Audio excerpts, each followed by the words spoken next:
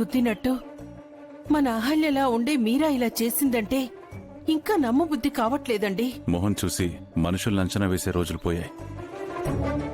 అవును, ఈ కాలంలో ఎవరెలాంటి వాళ్ళు నమ్మలేం. మనసులో ఒకటి పెట్టుకుని మొహం మీద ఇంకొకటి చూపిస్తున్నారు. మేకవన్నీ పులిలే ఎక్కువైపోయారు. ఇంకా నయం, ముందే పోలీసులు వచ్చి ఆ మీరాని తీసుకెళ్లిపోయారు. లేదంటే తన వల్ల ఇంకా ఎంత పెద్ద ప్రమాదం జరిగేదో. తను మనందరి ప్రాణాలు తీసుండేది.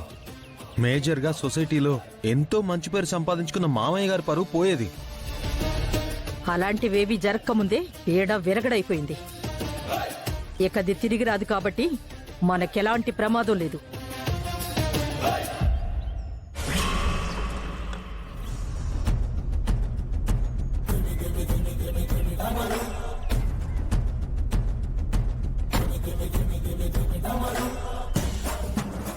గౌతమ్ వచ్చేశాడు.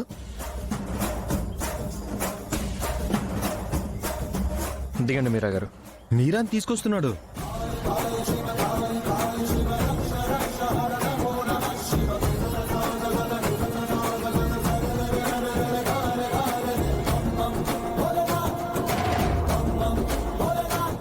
ఏంటి సార్, నన్ను మీ ఇంటికి తీసుకొచ్చారేంటి?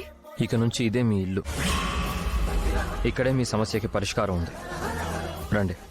అది కాదు సార్, నన్ను మళ్ళీ ఇంటికి రావద్దని బామ్మగారు చెప్పారు కదా. మీ ఇంట్లో వాళ్ళు ఏమంటారో ఏంటో. ఎవరేమన్నా మిమ్మల్ని ప్రమాదంలో వదిలేలేదు మీరా గారు. ఇక నుంచి మీ బాధ్యత నాది. మీ వెనక నేనున్నాను. ధైర్యంగా రండి. సార్ సార్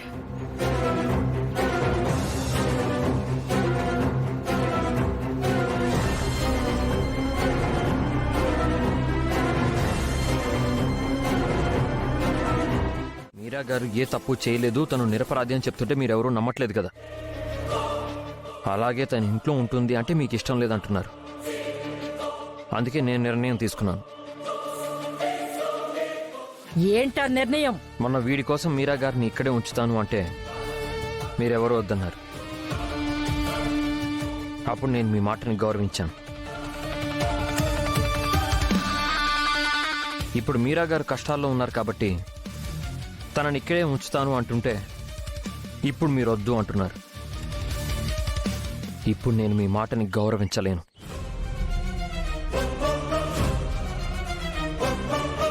నా బాబుకి మీరా గారు అవసరం ఉంది. తను లేకుండా బాబు ఉండలేడు. అందుకే మీరా గారితో పాటు బాబుని తీసుకుని నేను కూడా వెళ్దాం అనుకుంటున్నాను.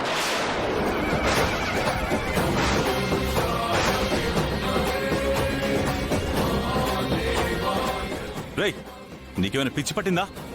తను ఎవరన్నా తన కోసం బయటికి వెళ్తానంటున్నావు? తన కోసం కాదు నాన్న, బాబు కోసం వెళ్తానంటున్నాను. మీరా గారు నా బాబుని కన్న తల్లిలా చూసుకుంటున్నారు.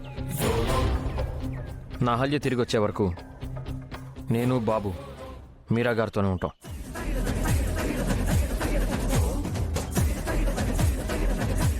నిజంగా నీకు మతిపోయిందిరా? నా ముని మనవణ్ణి ఎవరి చేతిలో పెట్టాలనుకుంటున్నావురా నువ్వు? వాడి కోసమే అయితే వాడిని చూసుకోవడానికి అదితి లేదా? నా బాబుకి అదితి తల్లి కాదు కదా, సవతి తల్లి కూడా కాదు. తన నీడ కూడా నా బాబు మీద పడనివ్వను. ఆ రోజు కూడా నువ్వు ఇలాగే మాట్లాడావురా. అదితిని కాదని అహల్యని పెళ్లి చేసుకొనొచ్చి తనకి సపోర్ట్ చేశావు. ఇప్పుడు మీరా కోసం మాట్లాడుతున్నావు. వీడిని కన్న తండ్రిగా వీడిని చూసుకోవాల్సిన బాధ్యత నాకుంది. వీడెవరి దగ్గర సంతోషంగా ఉంటాడో, ఎవరి దగ్గర వీడికి సమస్య ఉండదో వాళ్ళ దగ్గర వీడు నేను ఉంటాం. తను నేరస్తురాలు బామ్మర్ది. అలాంటి దాంతో ఉంటే నువ్వు కూడా జైలుకి వెళ్తావు. తను నేరస్తురాలు కాదు, నిరపరాధి. చెప్తుంటే మీకు అర్థం కావట్లేదా? సార్ ప్లీజ్ సార్, దయచేసి నా కోసం మీరు గొడవ పడకండి. నేను వెళ్ళిపోతాను ప్లీజ్ సార్. మిమ్మల్ని ఒంటరిగా పంపించలేను మీరా గారు. మీతో పాటు నేను వస్తాను. నా బాబు బాధ్యత మీది, మీ బాధ్యత నాది. నాకు బాబు కావాలి, బాబుకి మీరు కావాలి. అది కాదు సార్. మీరు ఇంకేం మాట్లాడకండి. వెళ్తే ముగ్గురం వెళ్ళిపోదాం, ఉంటే ముగ్గురం ఇక్కడే ఉందాం. ఉరితాడు పడాల్సిన నా మెడలో పసుపు తాడు కట్టి నన్ను బ్రతికించారు. నా బాధ్యత తీసుకున్నారు. మన ఇద్దరి బరువు మోశారు. అలాంటి దేవుణ్ణి నిన్ను వదిలేసి వెళ్ళిపోయాను. నన్ను క్షమించరా?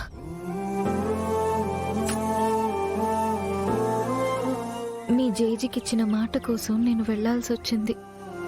ఇప్పుడు మీరలా తిరిగొచ్చాను. మీ నాన్నగారు నన్ను పర్మనెంట్ గా ఇక్కడే ఉంచుతాను అని చెప్పారు.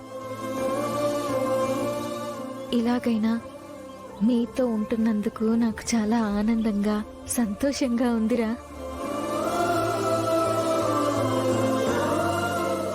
నేనడిగింది వాడితో చేయిస్తాను అని నాకు మాటిస్తావా? సరే బామ్మగారు.